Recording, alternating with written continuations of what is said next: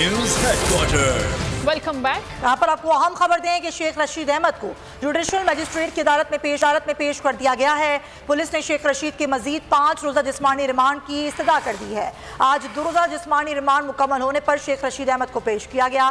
عقیل احمد سے بات کرتے ہیں۔ جی عقیل۔ جی دیکھیں، بالکل شیخ رشید احمد کو اب سے کچھ دیر قبل اسلام آباد کی جو مقامی عدالت ہے وہاں پر سخت سیکیورٹی میں جو ہے وہ پیش کر دیا گیا ہے، اور اس وقت جوڈیشل مجسٹریٹ عمر شبیر کی عدالت میں ان کی کیس کی سماعت جو ہے وہ جاری ہے۔ پروسیکیوٹر کی جانب سے شیخ رشید کے مزید 5 روزہ جسمانی ریمانڈ کی جو ہے استدعا کر دی گئی ہے۔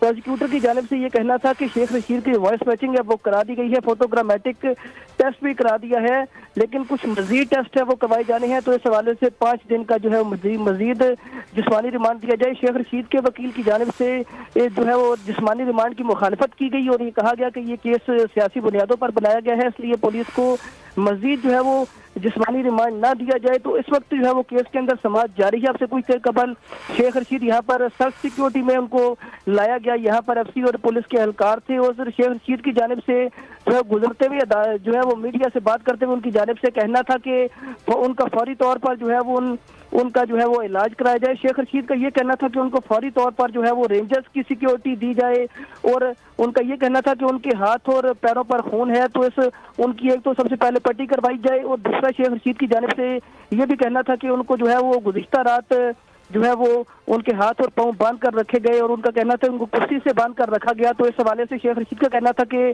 میری یہ درخواست ہے کہ میرا میڈیکل کروایا جائے اور مجھے رینجرز کی سیکیورٹی فراہم کی جائے۔ تو اس حوالے سے اب عدالت میں جو ہے وہ اس کیس کی سماعت رشید کو ہاتھ میں ہتھکڑیاں لا کر یہاں پر ہتھکڑیاں لگا کے عدالت میں ایک بار پھر پیش کیا گیا۔ عقیل احمد بہت شکریہ۔ شیخ رشید نے